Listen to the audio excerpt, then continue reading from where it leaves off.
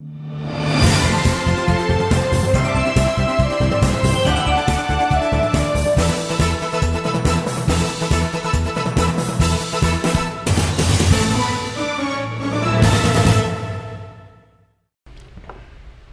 my dear friends. Welcome to the show, Jack Zhao on East West with G&E TV. At this show, we talk about politics sometimes when there is politics issue. When there's no politics issue, we talk about something else. However, all these something else are, as a matter of fact, related to politics. If you do not have a right politics, right legislature on the job, you are not talking about anything else but politics. Once again, it is kind of in front of you, behind you, to your left side, to your right side. You are surrounded by politics, right? So today is one of the days I have this opportunity to sit together face to face with the great man of California, Mr. Curt Hagman, Assembly Member of the 55th District, right?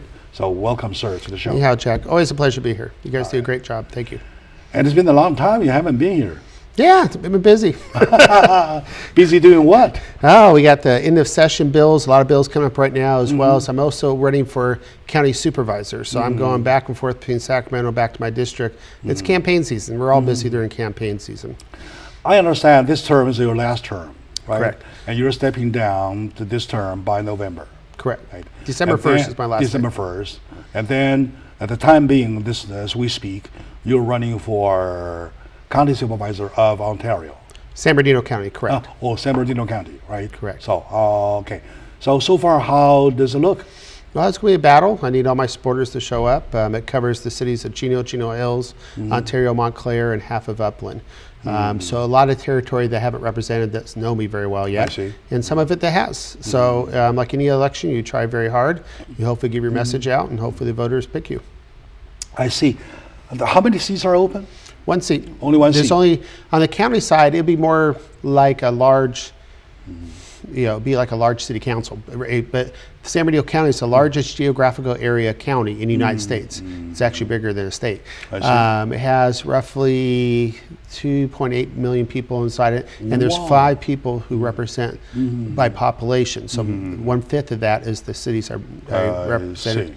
And then those 5 board members basically do not only the legislative duties, but also the executive branch duties of a large size county. And so within that county area, the cities exist. All right.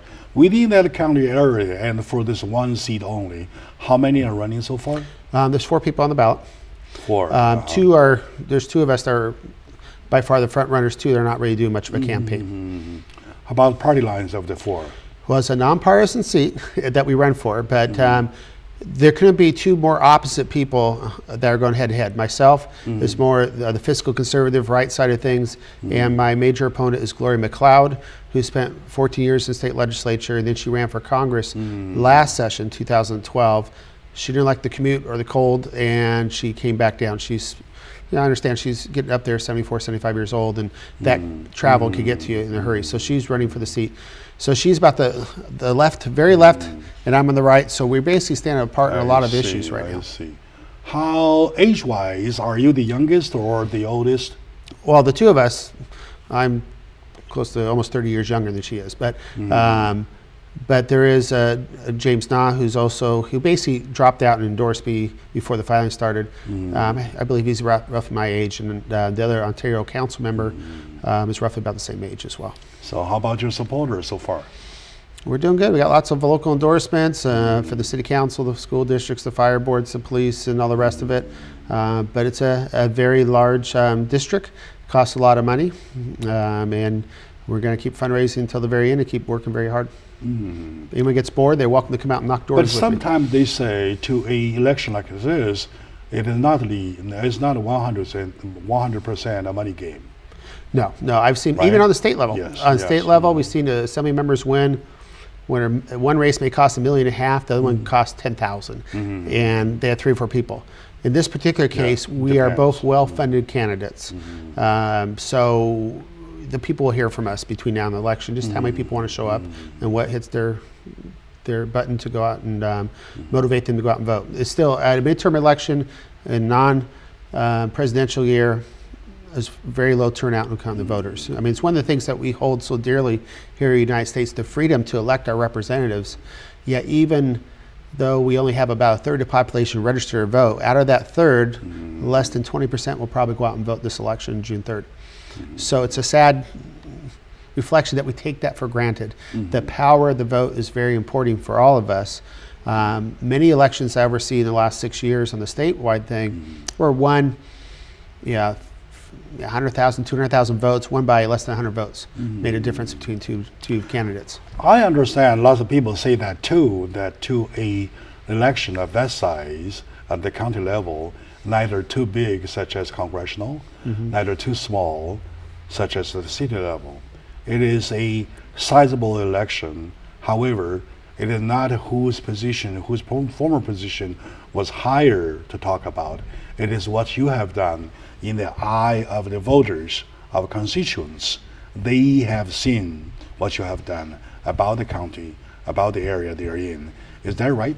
Yeah, I mean, you have to have a record. The longer you're in an elective office, the more votes you make, the more decisions, the more you're on public. So we're fairly well documented what we do. And generally, it's our job as candidates to tell those people who are maybe not familiar with us. Like for my area, the only city I cover in the new 5 cities is Chino Hills. It's the only city in common. So I have 4 brand new cities to go introduce myself to and tell them what I've been doing for the last 6 years, or what I did the previous 6 years before that as city council. So there's a lot of education to do, and that's where the money comes in. And also, there's another factor to consider, that the last redistricting thing moved to the 50th district to 55th, you have lost some of your constituents, older constituents. Is that a fact that might play negatively to your election? No, most of I picked up new residents in Orange County and lost some residents in Orange County, so neither one is in the county that I represent right now that I'm running for. So San Bernardino County has been pretty consistent who I represented the last 6 years. And I'm fairly well known in Chino and Chino Hills because all the activities we do there. I'm a little bit well known in Ontario, and it gets a little even less in Montclair, Montclair the further you get away. But for those who follow politics are probably aware of both of us, because we have been a statewide figure for a long time. I found out I'm the longest that's ever been in leadership of either party, Democrat, Republican, in the state legislature since Willie Brown almost 25 years ago. I've been the longest in leadership up there. So hopefully they've read some articles, they read editorials, they saw what bills we put up, those type of things. Compared to your opponents, or especially when you compare to your most intermediate components, what do you feel that you are so stronger, you're stronger off? Well, I think of all the issues on my side right now, the things that poll the highest right now for us is job creation, so the economy, as well as public safety. And we're completely opposites on all of that. I did not vote for the bill for realignment, for example. She did, which brought the state prisoners down to the county jails. We talked about that in our show before. I did not vote to release 20,000 inmates in the state level, which she did. So the public safety side's clear cut that we're thinking differently on that. The economy side, I've always been about keeping business going smoother, about trying to keep the taxes low, about trying to get regulation out to make us more competitive. And she's voted for all those things that put those things in. I voted no for all those things that went against it. I've never raised a tax. Okay, she's raised $22 billion of taxes in her stay so far. She voted on and passed. So there's a lot of advantages. I think since I'm a business person myself, I have that understanding what it takes to run a business. She's never written a payroll check in her life. She's always been working for the government.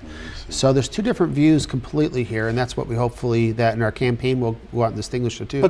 But the question is that to whatever credit, to whatever positive actions that you took on your side, and whatever negative actions your opponent took on her side or his side, I mean, my question is that do the constituents, the voters, know that? No, that's what campaigning is all about. So the trick is to try to get that information out, and we do that. Like I'll be knocking on a lot of people's doors who are voters and say, please vote for me, let me answer your questions. We do a lot of that by mail. We send a lot of mail things out. We do it by other forms of advertising. We do it by phone calls. Any way we can, just like we've seen another large-scale, presidential elections, same type of thing. You try to get the media to cover your events.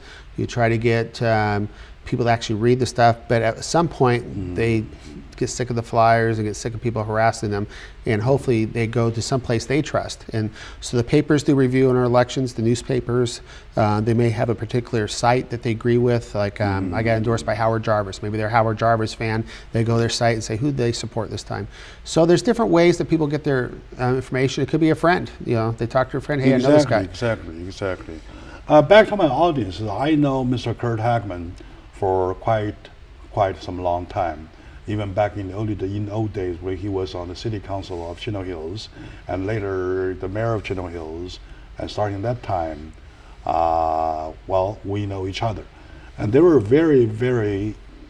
some vivid stories I could still remember about him that speaks out about his character of this man. So probably we should take a little moment out when we come back, we'll find out on those areas or on those subjects that you think you are strong or you're stronger. Let's talk about it. For example, public safety. Take jail alignment for an example as a head-on issue, and then talking about early release as a head-on issue. So how are you talking about public safety with this offenders released out on the street? Stay with us. We'll be right back.